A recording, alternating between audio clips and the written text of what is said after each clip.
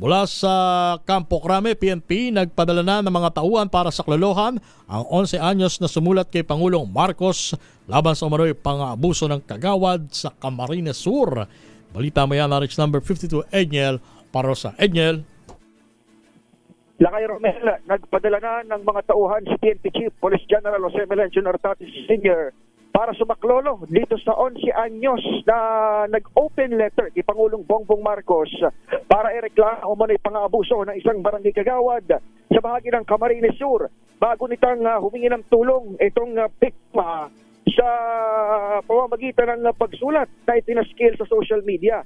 Sa kanyang 2 pahinang liham na nakapost sa Redeemer Homeless Mission Facebook page, ikinunta ng bata ang umano'y pang-aabuso ng isang barangay kagawad sa kanilang lugar. Bukod pa rito ay sadya umanong tinutol ang kuryente at tubig, sinira at ninakawan pa ang kanilang mga pananim bilang bahagi ng harassment o pananakot. Ang nasabing bata ay kabilang sa mga homeless children na inalagaan ng Redeemer Homeless Mission, isang non-profit at faith-based na organisasyon sa Tinambak, Camarines Sur. Ay kay Pangulong Bongbong Marcos, naluha siya sa nabanggit na sulat at inatasan ng PNP na bigyan ng proteksyon itong nabanggit na biktima. Sa ngayon ay patuloy umanat bine-verify ani Nartates itong mga claim sa sulat at nakausap na rin 11 anyos ng mga tauhan ng Police Regional Office 5 maging ilang representante mula sa Quezon City Police District.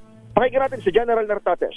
A case had been filed already for the case of rape that was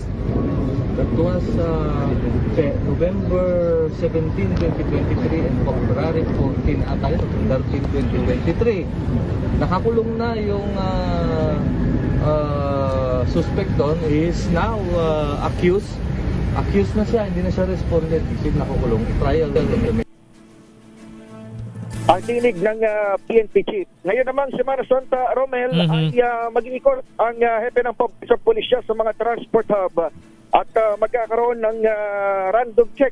Hindi natin kung bus terminal ba, train station o kung ano man itong pupuntahan. Pero asahan na rin ng ating mga kababayan, lalong-lalo na yung mga nasa mga transport terminal na kung hindi man ang Chief PNP gaya ng report kanina ni Bal Gonzales, ay magkakaroon ng pagsipat pa itong mga opisyal ng pamahalaan upang matiyak ang ligtas at maayos na biyahe ngayong Semana Santa.